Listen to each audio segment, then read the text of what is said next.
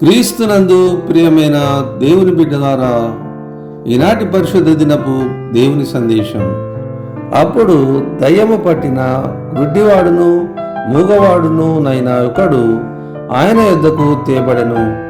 ఆయన వానిని స్వస్థపరిచినందున ఆ మూగవాడు మాటలాడు శక్తియు చూపును గలవాడాయను. మత్తయి సువార్త 12వ అధ్యాయము 22వ వచనము. చిన్న ప్రార్థన చేసుకుందాం. కృపా కనికరము గల మా దేవా, ఈ యొక్క పరిశుద్ధ దినమందు చదవనటువంటి వాక్య భాగంలోని ఆంతర్యాన్ని గ్రహించుటకు మాకు శక్తి చాలదు ప్రభువా. మీరే మా ఆత్మీయ నేత్రములను తెరిచి వాటిని అనుసరించి గైకొనుటకు సహాయం దయచేయవలనని యేసుక్రీస్తు వారి దివ్యనామముననే ప్రార్థించి వేడుకొనుచున్నాము తండ్రి, ఆమెన్.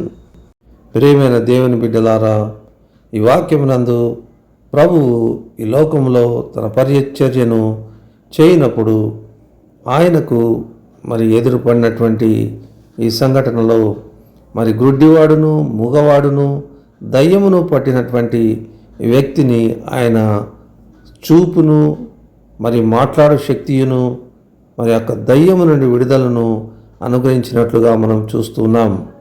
అయితే ఆ యొక్క సమయమందు అక్కడ ఉన్నటువంటి వారు ఈయన దావీదు కుమారుడు కాడా అని ఆయనను అంగీకరించినట్లుగా చూస్తూ ఉన్నాం.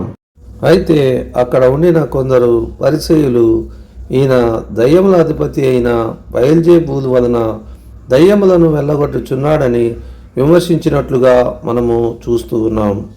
అయితే ప్రభు వారి ఉద్దేశమును ఎరిగినవాడు కనుక ఒక ఉపమానమును తెలియజేయుచున్నాడు.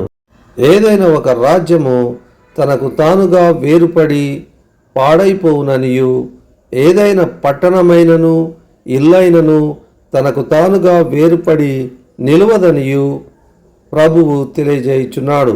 కాబట్టి ప్రభువు దేవుని శక్తి గల వాడని ఈ వాక్యము ద్వారా ప్రకటించుచున్నాడు. దేవుడు మన విశ్వాస ప్రమాణమును అత్యధికముగా అభివృద్ధి పరచునుగాక.